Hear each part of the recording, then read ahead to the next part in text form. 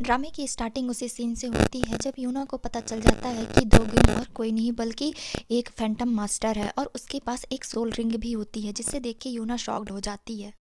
यूना कहती है कि आप तो फैंटम मास्टर हैं, आप तो ये इन फैंटम्स को आसानी से पकड़ सकते थे, फिर आपने क्यों नहीं पकड़ा। मैं दोग्योम बोलता है कि मैं यहाँ किसी दूसरे मिशन में आया हूँ और ये मेरा मिशन नहीं है और मुझे बिल्कुल भी इजाज़त नहीं है फैंटम्स को पकड़ने की। तभी दोग्योम यूना को बोलता है कि तुम तो एक ट्रेनी हो, लेकिन तुम इन फैंटम्स को कैसे पकड़ रही हो, और ये तुम्हारे हाथ में रिंग, ये तो सोल रिंग है, और ये तुम्हारे पास कैसी है, क्या तुमने इसे चुरा लिया है। जिसे सुन के यूना कुछ नहीं बोल पाती है। दोग्योम कहता है कि ये सोल रिंग का यूज़ तो केवल मास्टर्स ही कर सकते हैं, लेकिन ये सोल रिंग तुम कैसे यूज़ कर रही हो। जिसके जवाब में यूना कुछ नहीं बोल पाती है। तभी दोग्योम बोलता है कि कोई नहीं, जो कुछ भी हो, पर मुझे खुशी है कि तुम इन सारे फैंटम्स को पकड़ रही हो और इन सबको सील करके वापस लाओगी। अगर तुम्हें कोई मेरी मदद चाहिए हो तो मुझे ज़रूर बताना।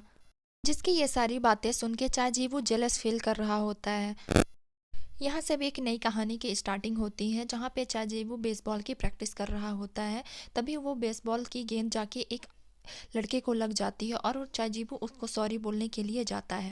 वो लड़का बहुत ही ज़्यादा हम्बल होता है और चाजीवू को इट्स ओके बोल के और गुड लक बोल के चला जाता है। तभी चाजीवू का फ्रेंड आके बोलता है कि ये तो ह्योन भी है, इसे नहीं जानते क्या, ये बहुत ही अच्छा वायलिन बजाता है और बहुत ही ज़्यादा हम्बल लड़का है। जिसे सुन के चाजीवू बोलता है कि अरे ये तो बिल्कुल मेरे जैसा है, हम्बल एंड स्वीट।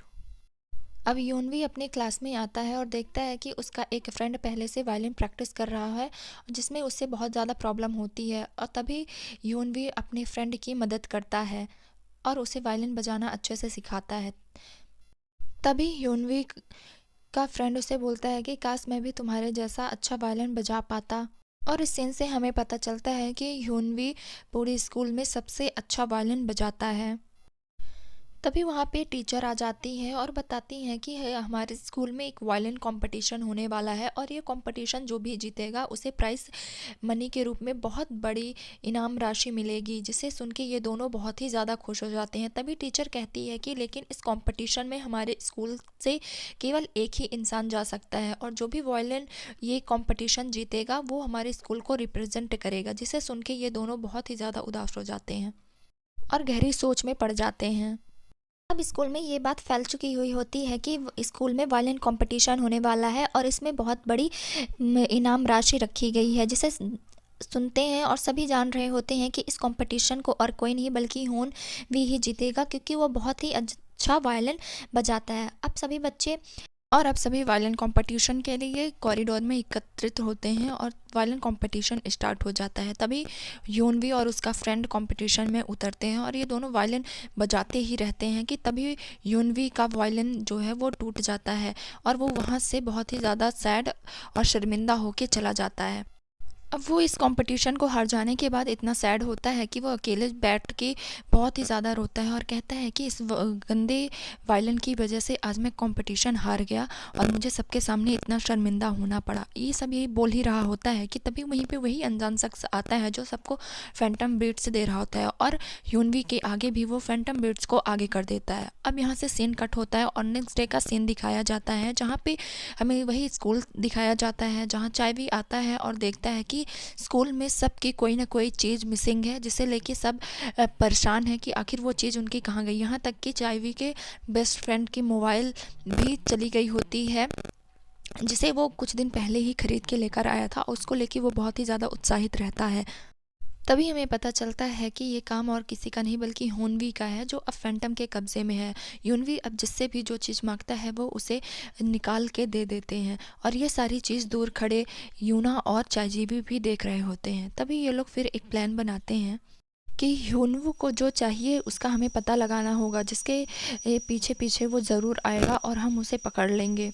इन्हें पता चलता है कि इन हुनवू को एक महंगा वायलिन चाहिए होता है, जिसके लिए वो बहुत ज़्यादा इंतज़ार करता है, लेकिन यूना के पास इतने पैसे नहीं होते कि वो उसे खरीद सके। तभी वहाँ पे दोग्योम आता है और यूना को ऐसे परेशान देख के कहता है कि तुम क्यों इतनी सैड हो, तुम्हें किसी चीज़ की ज़रूरत है क्या। तभी यूना कहती है कि मुझे यूनवू को पकड़ने के लिए एक महंगे वायलिन की ज़रूरत है, क्या तुम इसे मुझे दिला सकते हो।